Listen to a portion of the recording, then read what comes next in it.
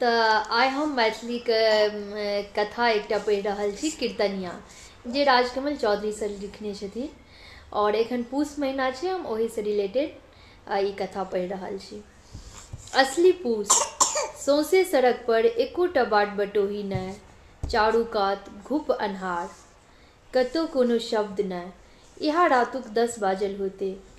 सड़कक दहिना भागमे पाकड़ीक गाछ तर बैसल 80-90 बरखक बुढ़ियाक देह झमकारैत एकटा छौड़ी बाजल, "गे नानी, आब अंगना चल न गे, आब कथी लेल बैठल छेँ?